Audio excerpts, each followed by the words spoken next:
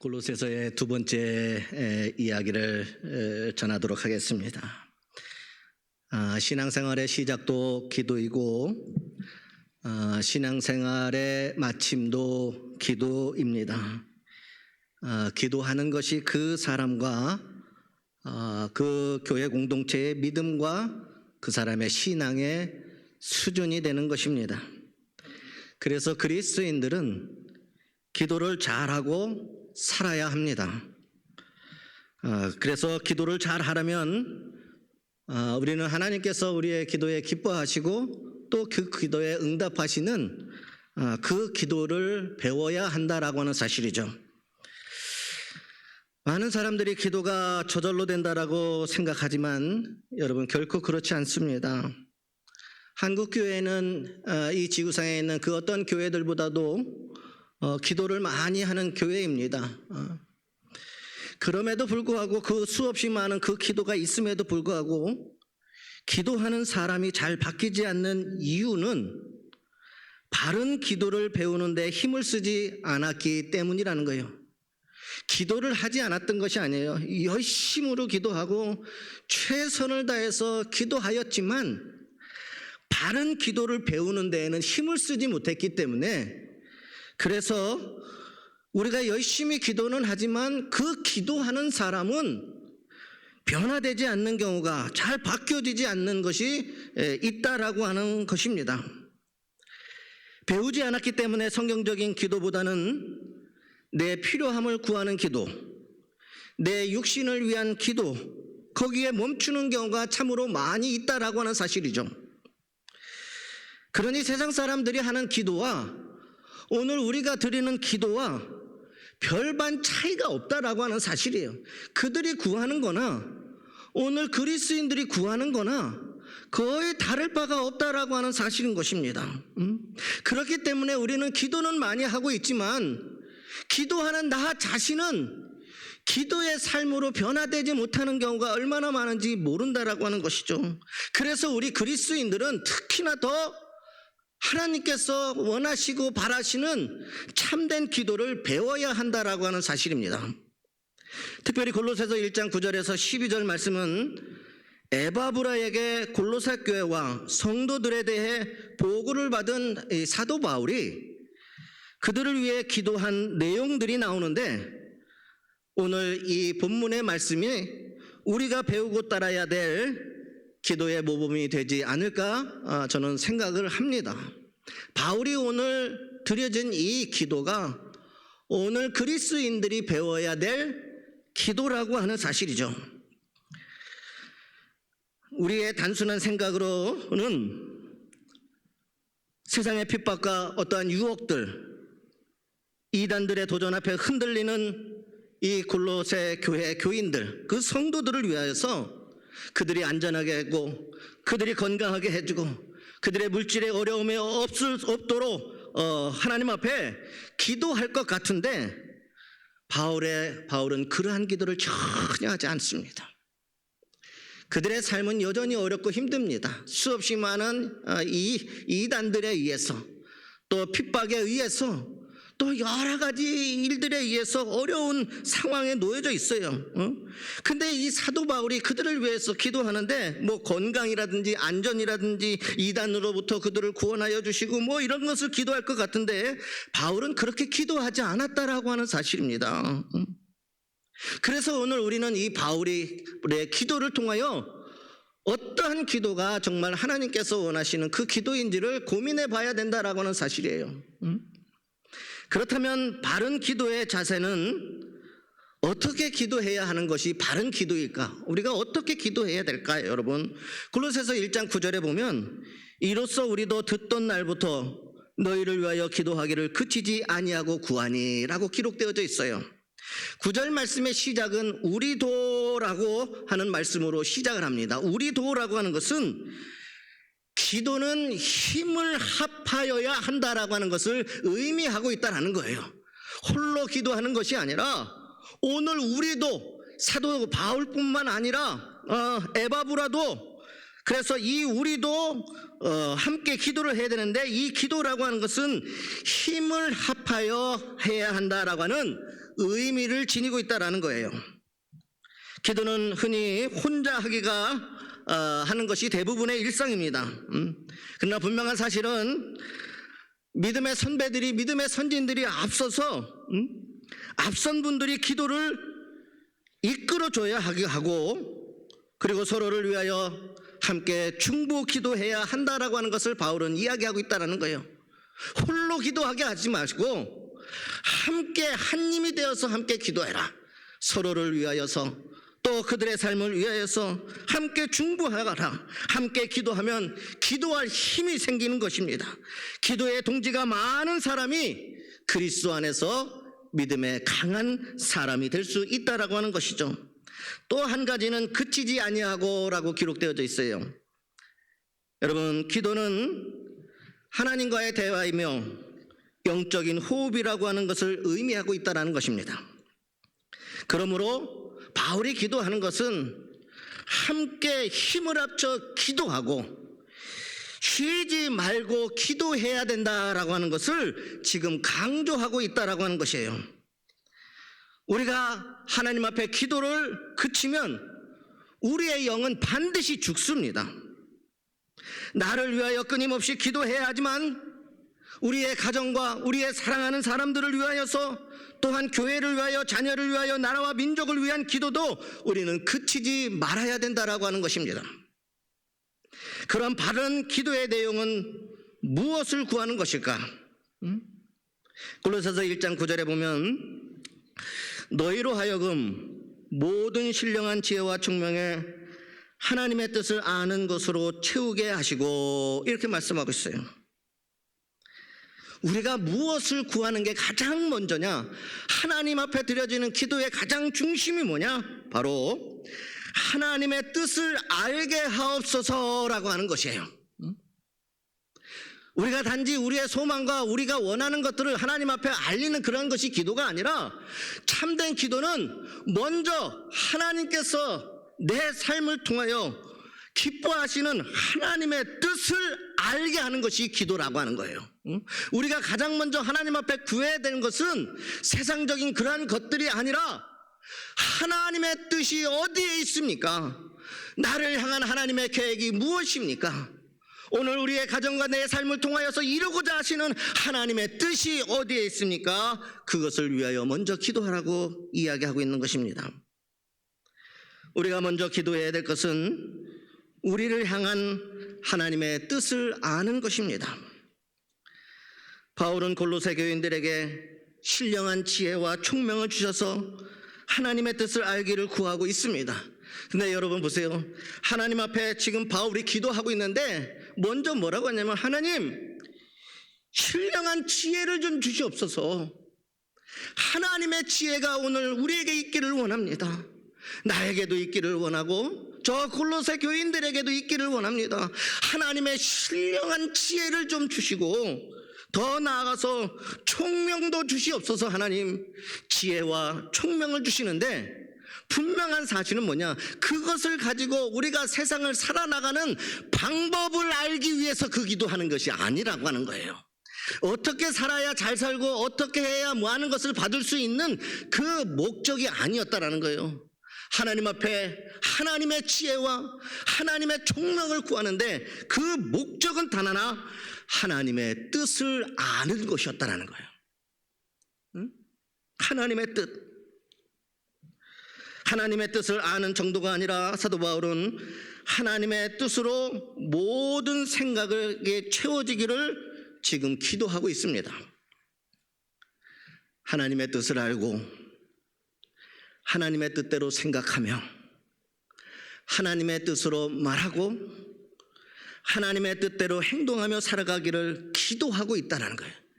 말하고 살고 생각하고 행동하는 모든 것들이 하나님의 뜻대로 되기를 기도하고 있다라고 하는 것입니다. 하나님께서는 오늘 또 하나님의 뜻을 구하는 자에게 지혜와 총명을 주셔서 깨닫게 하여 주시는 하나님이신 줄 믿습니다. 하나님께서는 당신의 뜻을 영적인 지도자뿐만이 아니라 그것을 구하는 누구든지 알려주시는 하나님이십니다. 이 사실을 믿고 하나님의 뜻을 구하시기를 바랍니다. 그리고 우리 자녀들과 우리 성도들을 위하여 기도할 때도 하나님의 뜻을 분별할 수 있는 지혜와 총명을 달라고 기도하시기를 바랍니다. 왜 그렇습니까? 하나님의 뜻대로 사는 것이 진정한 믿음의 승리자로 살아가는 것이기 때문이라는 사실입니다. 하나님의 뜻대로 살아가는 것이 세상 사람들과 거룩한 구별을 드러내는 중요한 삶의 여정이기 때문이라는 것입니다. 내 욕심이 이루어지는 기도보다 하나님의 뜻을 알기 위한 기도를 드리시기를 바랍니다. 하나님의 뜻을 구하는 기도를 그치지 마시기를 바랍니다. 이 기도가 멈춰지는 순간 우리는 신앙인이 아니라 한낱 종교인으로 전락해버리고 만다라고 하는 사실인 것입니다. 또한 골로새서 1장 10절에 보면 이렇게 고백을 합니다. 주께 합당하게 행하여 범사에 기쁘시게 하고.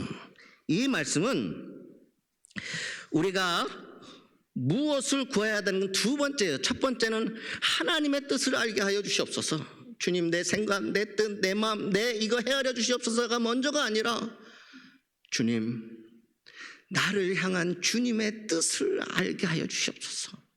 그리고 더 나아가서는 뭐라고 하냐?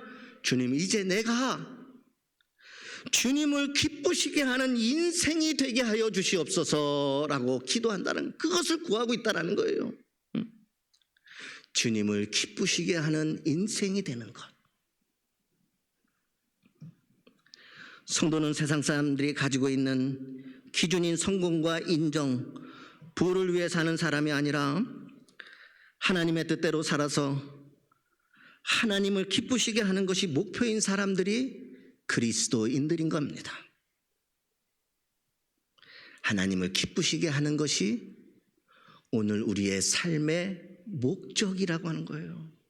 물론 우리의 필요를 채워주시고 우리와 함께 하시고 우리를 인도시며 우리를 홀로 있게 아니하시고 늘 우리와 우리의 마음을 헤아려 주시는 하나님, 필요한 것을 채워주시지만 우리는 정작 하나님 앞에 어떻게 살아야 되느냐? 내게 그와 같은 은혜를 주시는 하나님, 그 주님을 기쁘시게 하는 인생으로 살아가야 된다라고 하는 것입니다. 그것이 오늘 사도 바울이 우리가 무엇을 구해야 하는지를 정확하게 이야기하고 있는 거예요. 함께 기도하십시오. 쉬지 말고 기도하십시오. 그것이 곧 그리스도인의 능력이 될 것입니다. 그리고 하나님의 뜻을 구하십시오. 그리고 하나님의 뜻이 있으면 주님을 기쁘시게 하는 인생이 될 수 있도록, 그래서 여러분이 드려지는 그 기도가 능력이 되어질 수 있도록 하나님의 기쁨이 되어지는 삶을 살게 하여 주시옵소서. 이것을 먼저 구하라고 이야기하고 있는 것입니다. 여러분, 무엇을 위하여서 어떻게 살아가고 있습니까? 아무리 열심히 살아서 세상적으로 성공을 했어도 여러분, 우리가 그리스도 앞에서 하나님께 영광을 돌리지 못한다면 그 인생은 실패한 인생이라고 하는 사실입니다. 세상적으로 보면은 무엇인가 많은 것을 가지고 얻은 것 같아서 당당한 것처럼 보이지만, 세상에서는 성공한 것처럼 보이지만, 물론 세상에서는 그렇습니다. 그러나 예수 앞에 갔을 때에는 예수님 앞에는 그 어떤 것도 아무런 소용이 없다는 거예요.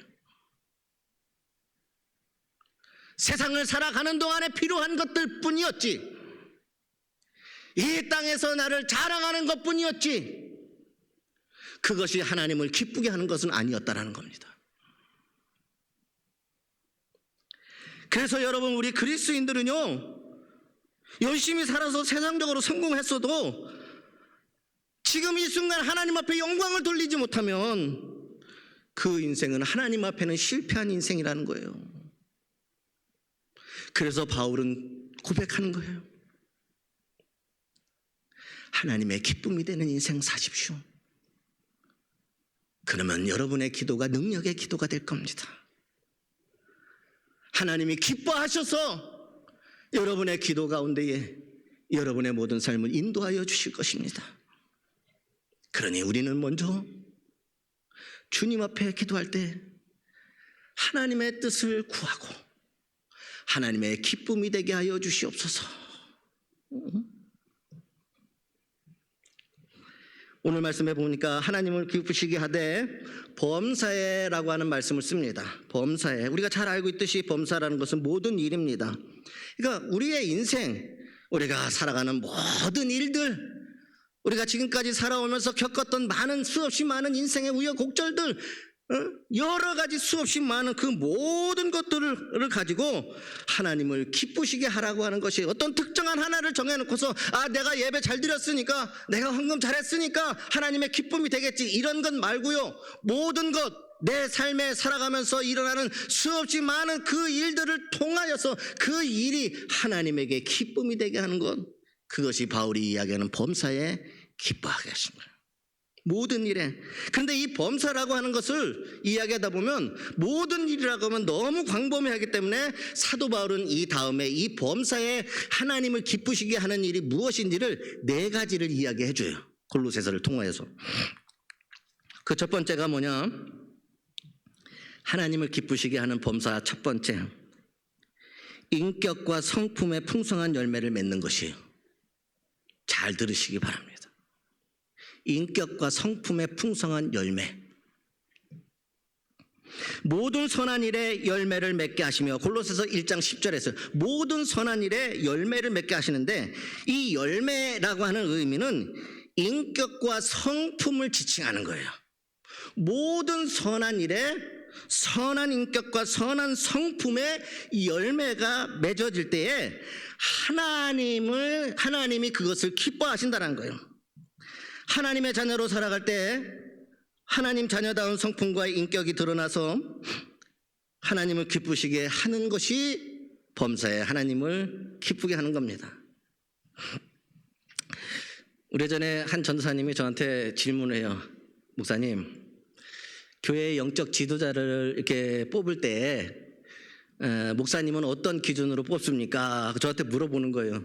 어떻게 해야 영적 지도자들을 좀 잘 세워서, 아직 전도사님이니까 궁금한 게 너무 많잖아요. 그래서 어떤 분들이 세워져야 교회가 든든해지고, 그래서 아주 멋진 말을 들으려고 저한테 귀를 자꾸 타고서 기대하는 마음으로, 나도 이런 것도 배워서 좀 나중에 내가 담임 목사 되면 써먹어야지 하면서 이렇게 물어본 거예요. 제가 그랬어요. 교회의 영적 지도자가 될 정도로 추천을 받고 사람들이 추천을 한다면 그분의 믿음과 그분의 열심과 그들의 헌신은 이미 많은 사람들이 알고 있는 것이다. 그렇기에 그분을 영적인 지도자로 추천하는 것이다. 나는 그것은 이미 그분들이 가지고 있는 그런 것이기 때문에, 그래서 저는 딱 그랬어요. 나는 교회의 영적 지도자를 뽑을 때 가장 먼저 보는 게 인간성이다 라고 얘기했어요. 인간성, 인격과 성품을 이야기하는 거예요. 그 사람의 됨됨이라는 거예요. 이게 왜 중요한지 아십니까? 지금 바울이요, 범사에 하나님을 기쁘게 하시는데 그 첫 번째가 뭐냐? 선한 일에 열매가 맺혀지는데, 그 열매가 뭐냐? 그리스도 안에 그리스도의 성품을 담아 하나님의 자녀의 인격과 성품의 삶을 살아내야 그것을 통하여 하나님이 기뻐하신다라고 하는 거예요. 여러분, 제가 그 인격과 성품에 대해서 이야기할 때 인간성이라고 얘기했는데, 왜 그렇게 이야기했냐면 이런 거 한번 생각해 보세요. 믿음은 정말 좋은데 인간성이 못된 사람이 있어요. 우리 교회 얘기하니까 걱정하지 마세요. 바울이 한 얘기입니다. 바울이 한 얘기. 우리가 쉽게 범할 수 있는 일이란 말이에요. 그 사람의 됨됨이 자체가 문제가 될 수 있다는 거예요. 믿음은 참 좋아요, 여러분. 그랬는데 그 인격과 성품이 갖추어지지 못한 그 믿음은 항상 하나님의 영광을 가리는 데 쓰임을 받더라는 이야기예요. 잘 하다가 문제가 걸리면 그것 때문에 쓰러지고 넘어지는 경우가 얼마나 많은지 몰라요. 여러분, 열심히 최선을 다해서 섬기는데 인격이 안 됐어요. 성품이 안 됐어요. 기도 열심히 잘하는데, 최선을 다하는데 인간성이 나빠요. 인간성이. 주님 앞에 나와서 그렇게 열심히 기도하는데 이게 왜 문제입니까? 반드시 여러분 믿음이 없어서 지금 기도하지 않아서 아니라는 거예요. 하나님을 기쁘시게 하는 사람 다 같이 잘 살고 있어요. 열심히 기도하고 헌신하고 있어요. 근데 그 가장 첫 번째가 뭐냐? 그리스도인의 자녀다운 성품을 드러내라는 거예요. 예수님의 성품이 내 안에서 드러나야 된다는 거예요. 그럴 때 그가 가진 믿음이 기쁨이 되어지는 것이고, 그럴 때 그가 드려지는 기도가 하나님에게 기쁨이 되어지는 것이고, 그럴 때 그가 드리는 헌신이 하나님을 춤추게 하는 거예요. 여러분, 교회가 뭐가 문제인지 아십니까? 믿음이 없어서 문제인 게 아니에요. 헌신이 없어서 문제가 아니에요. 하나님의 자녀 그리스도인의 성품을 지니지 못한 게 신앙의 문제점이 될 수 있다는 거예요. 그래서 바울이 가장 먼저 꺼낸 게 뭐냐? 모든 선한 일, 하나님의 이름으로 하는 모든 일을 바울은 선한 일로 보는 거예요. 주를 위하여서 하는 일이기 때문에. 근데 그 모든 선한 일에 열매를 맺는데 그 열매가 뭐냐? 그리스도인의 성품과 인격이라는 거예요. 여러분, 하나님의 자녀다운 성품을 간단하게 요약을 하면 마음이 넓고 관대한 사람, 그래서 그 아름다운 성품을 가진 사람 아닐까 저는 생각을 해봅니다. 마음이 참 넓고 관대하고 따뜻해요. 누구를 만나도 누가 함께 해도 정말 너그러운 거예요. 예수 안에서요, 너 나 할 것 없이 다 품어주고 끌어안아주는 그 사람이라는 거예요. 교회 안에서 내가 얼마만큼 열심히 내가 몇십 년 동안 교회를 다녔는데 그런 거 자랑하지 마시기 바랍니다. 대신 마음이 넓고 관대한 아름다운 성품을 자랑할 수 있기를 주님의 이름으로 소망합니다. 그것이 하나님에게 기쁨이 된다고 지금 바울이 이야기하는 거예요. 다 좋은데 그것이 안 돼서 끊임없이 공동체가 힘들어지는 경우가 얼마나 많이 있어요. 그래서 바울은 예수를 닮아라. 예수의 성품을 닮아라. 그리스도인의 자녀 아니냐? 모든 것을 다 끌어안고 품어 안을 만한 그러한 인격과 성품을 세상에 보이라는 얘기. 가지고만 있으라는 게 아니라 드러나게 하라는 겁니다. 그래서 많은 사람들이 그것을 봤을 때 하나님은 그것을 기쁨으로 받아들이신다는 거예요. 두 번째, 하나님을 아는 것에 자라나는 것이 하나님을 기쁘게 하는, 하나님을 아는 것에서 자라나는 것. 1장 10절에 보면 하나님을 아는 것에 자라게 하시고 우리가 하나님을 아는 만큼 하나님께서 기뻐하십니다. 하나님을 아는 만큼 기뻐하는 거예요. 모르는데 어떻게 하나님에게 기쁨이 되게 할 수 있겠어요? 알아야 되는 거예요. 알아는 거. 그래서 무엇보다도 우리가 하나님의 기쁨이 되기 위해서는 너의 하나님이 누구인지를 알아야 된다는 거예요. 우리가 하나님을 알면 알수록 하나님은 그것을 기쁨으로 여겨주신 거예요. 여러분 집안에서도 그런 경우 있잖아요. 이놈의 자식 이걸 어떻게 알아가지고 말이야 이런 일도 이렇게 해냈어. 그런 적 있죠? 여러분 집에는 그런 아들이 딸이 없나요? 이놈의 자식 이거 어떻게 알아가지고 애비 마음 말이야 어미 마음 이거 어떻게 알아가지고 이렇게 잘했어 말이야. 놈의 얘기라고 기분 나쁘게 들으시는 것 같아요. 네? 아는 만큼 기쁘게 해드릴 수 있다는 이야기예요. 그래서 바울은 하나님을 아는 것, 그것에서 자라나는 것이 하나님을 기쁘게 하는 것이에요. 성육신을 통하여서 빛이 되어주신 하나님을 알 때에 하나님께서 우리 안에 오셔서 우리도 세상의 빛이 되게 하십니다. 은혜로 당신의 식탁에 우리를 하시는 하나님을 알 때 하나님께서 우리를 하나님의 나라 가족, 주님의 가족으로 살아가게 하십니다. 성령으로 우리와 동행하시는 하나님을 알 때에 하나님께서 우리로 하여금 두려움을 떨쳐버리고 하나님과 이웃과 평안하게 지내게 하십니다. 저는 이 말을 이렇게 이야기하실게요. 아는 만큼 믿고 믿는 만큼 살고 사는 만큼 이루어진다는 거예요. 그래서 하나님을 알라는 그 안에서 자라가는 거예요. 우리는 하나님을 아는 만큼만 하나님을 기쁘시게 할 수 있습니다. 내가 아는 만큼만 기쁘시게 할 수 있어요. 모르는데 뭐 하나님이 뭘 원하시는지 뭘 하시는지 아무것도 모르는데 어떻게 하나님의 기쁨이 될 수 있겠습니까? 아는 만큼만 기뻐할 수 있게 할 수 있기에 하나님을 아는 것에서 자라도록 그것이 하나님에게는 기쁨이에요. 우리는 죽을 때까지 하나님을 아는 지식이 자라나야 합니다. 그래도 우리는 주님을 다 알지 못합니다. 하나님을 알기 위하여 노력하는, 그래서 하나님의 기쁨이 되시기를 바랍니다. 세 번째, 모든 견딘과 오래 참음에 이르는 것입니다. 이게 하나님의 기쁨이에요. 그의 영광의 힘을 따라 모든 능력으로 능하게 하시며 기쁨으로 모든 견딘과 오래 참음에 이르게 하시고. 골로새서 1장 11절. 하나님께서는 당신의 자녀들이 참지 못할 것도 참고 견디는 모습을 보여줄 때 기뻐하십니다. 이것은 예수님을 닮은 성품이며 성숙한 그리스도인이 되었다라고 하는 징표이기 때문이라는 거예요. 참지 못할 것도 참고 견디는 그 모습을 보여줄 때, 여러분 한번 생각해 보세요. 얼마나 속에서 터져나는데, 그럼에도 불구하고 주님의 기쁨이 되기 위하여서 그것을 견뎌내는 그 믿음.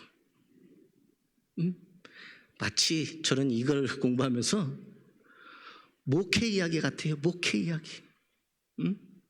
참을 수 없는 것을 참아내는 그리스도 안에서 그것이 있기에 하나님은 그것을 기뻐하신다라는 거예요. 믿음이 있으면 뭐합니까? 참지 못하고 내 마음대로 해버리면 그 믿음을 어떻게 하나님 앞에 들고 가겠냐 말이에요. 그래서 바울이 이야기하는 것은 당신이 그리스도 안에서 기도할 때에 하나님의 기쁨이 돼야 되는데, 무엇이 하나님의 기쁨이냐? 모든 견딘과 오래 참음이 기쁨입니다. 왜? 당신들이 그리스도인이기 때문에 그런 거라는 거예요. 예수의 사람이기 때문에 참을 수 없지만 예수의 이름으로 그것을 견디고 참아주는 그 신앙. 나는 부서지고 나는 사라져서 산산이 밟히지만 그래도 참아줘야 하는 그게 하나님의 기쁨이 되고, 그게 어디에서 잘 나타나는지 아십니까? 골고다 언적 예수 그리스도의 십자가에서 가장 잘 나타납니다. 참을 수 없지만 참아내주는 것, 그것이 하나님의 기쁨이 되어진 거예요. 그래서 오늘 우리에게 영생의 축복이, 부활의 영광이 임하게 된 거 아닙니까? 교회 공동체, 또 그리스도 안에서의 모든 삶의 교회든 가정이든 참지 못할 것도 참고 견디는 모습을 우리가 보여줄 때 아무나 할 수 있는 건 아니라는 거예요. 하나님은 기뻐하신다. 그래, 잘했어, 잘 견뎠어, 너 힘들지, 너 아프지, 알아. 그런데도 너 그거 견뎠구나. 응? 네 심장 터질 것 같은데 그거 어떻게 견뎠어? 주님 그거 알고 계시다라는 얘기예요. 주님, 우리 예수님이 그렇게 사셨으니까 알고 계시다라는 거예요. 산산이 부서져요, 여러분. 견딜 수 없는 것을 견뎌내야 되는, 모든 것이 다 부서져요. 모든 것이 다. 결코 인간의 힘으로는 어렵고 힘든 과정입니다. 여러분,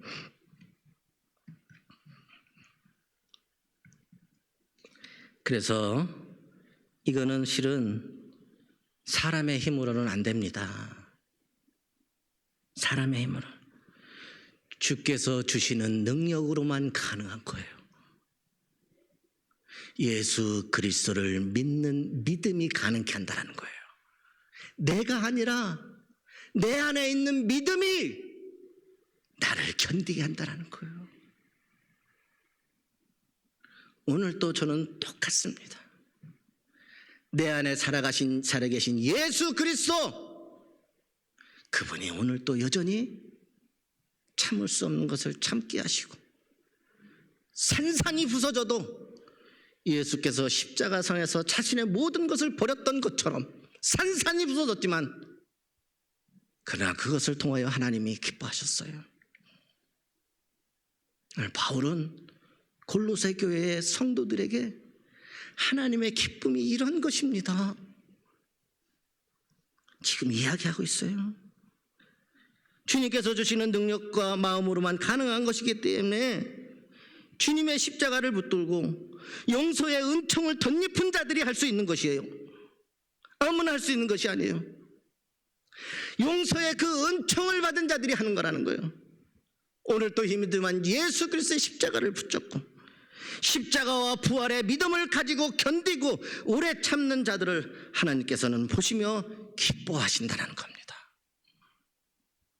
마지막으로 오늘 말씀해 보면 12절에 우리로 하여금 빛 가운데 성도의 기업의 부분을 얻기에 합당하게 하신 아버지께 감사하게 하시기를 원하노라. 마지막이 뭐예요? 하나님께 감사드리는 것을 기뻐하신다는 거예요. 너에게 이루어진 모든 것들, 너의 기업들, 너를 빛 가운데로 인도하신 모든 것들, 하나님이 행하신 모든 일들, 그것으로 인하여 아버지 하나님께 감사하는 거. 여러분, 기쁜 것만 내 인생이 아닙니다. 좋은 것만 내 인생이 아닙니다. 오히려 주님의 자녀로 살아가는 것은 고난 가운데 그것을 견디면서 묵묵히 주님이 나와 함께 하시는 그 자체만으로 하나님 앞에 감사하면서 살아가는 것이 주님의 자녀로 살아가는 거예요. 여전히 나는 힘들고 여전히 눈물 흘리고 여전히 풀리지 않는 것들이 있음에도 불구하고, 그런데 거기에 하나님이 나와 함께 하시고 나를 떠나지 아니하고 여전히 나를 붙잡고 그 계심을 통하여 감사하는 것. 폭풍 가운데 지나서 불 가운데 지날 때에도, 내가 그 고통당할 때에도 주님이 나와 가까이 계심을 위하여 기도하면서 감사하는 것. 주님 그거 기뻐하신다는 거예요. 그것이 기쁨이라는 거예요.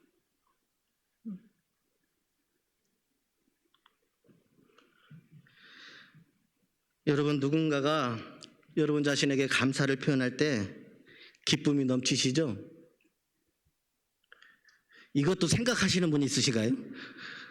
누가 나한테 뭐 줄 때 나는 기뻐하나? 이 생각 지금 생각하시면 안 돼요. 늦었어요. 조금 늦은 거예요. 누군가 나에게 감사합니다, 좋습니다 막 이러면 기분 좋아요?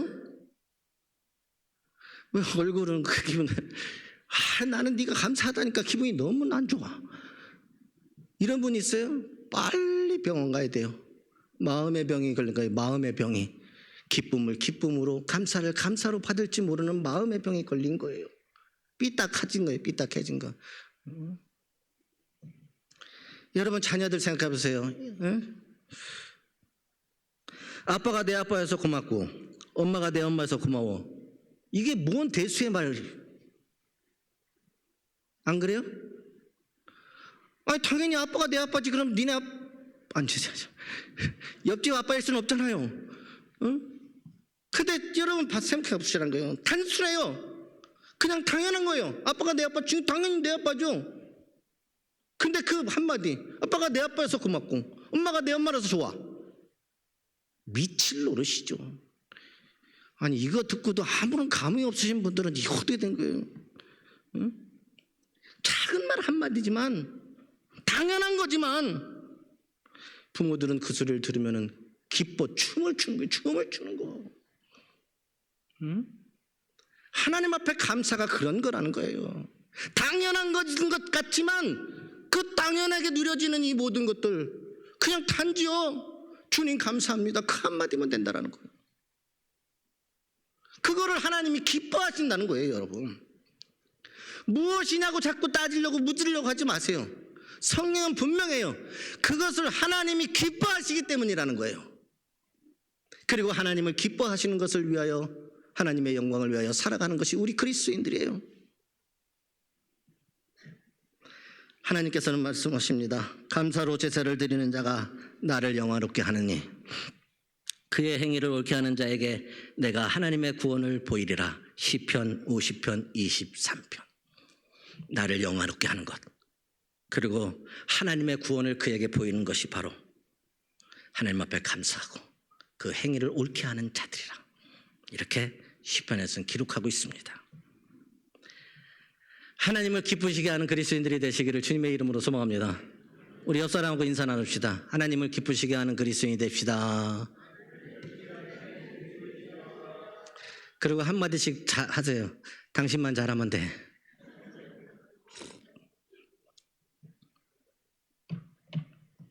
결론입니다. 여러분, 오늘 말씀을 통하여 여러분 기도를 한번 점검해 보시겠으면 좋겠어요. 여러분 기도.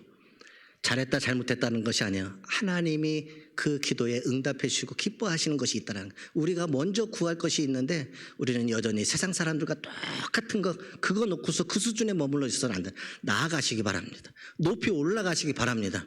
놀라운 믿음의 역사가 나타나게 되어질 줄 믿습니다. 그래서 우리의 기도를 점검하는데 하나님의 뜻을 알기 위하여 기도하시기 바랍니다. 하나님의 뜻은 우리의 영혼을 구원하고 우리를 사랑하는 삶입니다. 범사의 주를 기쁘시게 하는 인생이 되기를 위하여 기도하시기 바랍니다. 성도다운 성품, 성도다움 인격의 열매를 드러내서 하나님을 기쁘시게 하고 하나님을 아는 지식을 늘려서 하나님을 기쁘시게 합시다. 세상의 유혹과 도전 앞에 견디고 참아 성숙한 성도의 삶을 드러내 하나님을 기쁘시게 하고 무엇보다 하나님께 감사드리는 삶을 살아 하나님을 기쁘시게 하시길 바랍니다. 하루아침에 잘 안 되겠지만 바른 기도를 드리기 위하여 노력하고 또 노력하시기를 바랍니다. 그것이 우리가 살 길입니다. 그리고 힘을 합하여 우리가 날마다 함께 기도하되 천국 가는 그날까지 기도하고 또 기도하고 또 기도하며 하나님 영광을 올려드리며 살아가는 저와 여러분들 되시기를 소망합니다. 기도하겠습니다.